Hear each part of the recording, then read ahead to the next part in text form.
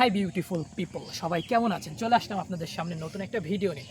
আর আজকে আপনারা দেখতেই পাচ্ছেন পিছনের যে ভিউটা একেবারে অস্থির, একটা অমায়িক একটা। আমরা তিনজন, আমার সাথে আছে তাজ বাবা।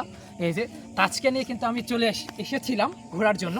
তো ভাবলাম আপনাদের মাঝে একটা জিনিস শেয়ার করি, সেটা হচ্ছে অনেকে ভাবেন যে মোটরসাইকেলে অনেক সময় স্টার্ট নেয় না, আবার অনেক সময় স্টার্ট নেয়, অথচ চাবি কিন্তু থাকে। কিন্তু এর একটা বিষয় আছে, সেই বিষয়টা নিয়ে আপনাদেরকে বলার জন্য আমি কিন্তু আজকে চলে এসেছি একটা সুন্দর একটা প্লেসে।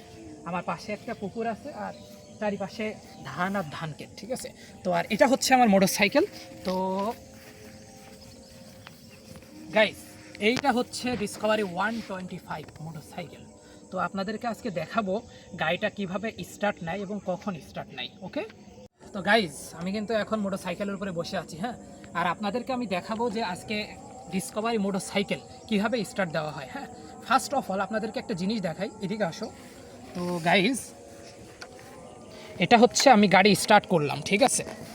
তো গাড়ি স্টার্ট দেওয়ার সময় এই যে এখানে দেখতেই পাচ্ছেন নিউট্রাল আছে, ঠিক আছে?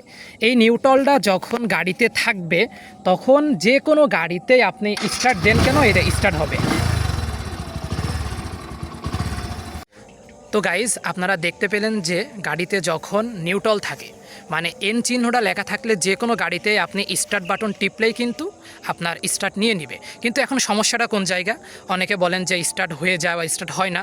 অনেকে গাড়ি গিয়ারে ফেলে স্টার্ট দিতে যান, ঠিক আছে? যেমন আপনাদেরকে একটু দেখাই, এই দেখেন আমার গাড়ি এখন নিউট্রালে নেই। হ্যাঁ, জিনিসটা দেখাও। এই গাড়ি যখন নিউট্রালে নেই, আপনি যতই এই দেখেন স্টার্ট বাটন টিপবেন না কেন, আপনার গাড়ি স্টার্ট নিচ্ছে না। হ্যাঁ, এর একটা কারণ আছে। আচ্ছা, তার আগে বলি, যখন আপনি চলন্ত অবস্থায় গাড়ি কীভাবে স্টার্ট দিবেন, ঠিক আছে? দেখা যাচ্ছে আমি গাড়ি চালাইতে চালাইতে হঠাৎ করে রানিং আছে গাড়ি, মতো অবস্থায় যদি গাড়ি স্টার্ট বন্ধ হয়ে যায়, তাহলে আপনি কি করবেন? ক্লাচটা চেপে ধরবেন আর এইভাবে স্টার্ট দিবেন, ঠিক আছে? গাইস, দেখতে পাচ্ছেন তো?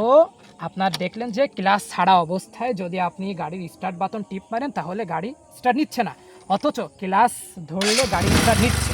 এর একটা কারণ আপনাদেরকে বলি, সেটা হচ্ছে ক্লাচ কিন্তু ছেড়ে দিলে কিন্তু গাড়ি কিন্তু দৌড় মারে। এই কথাটা তো আপনারা সবাই জানেন।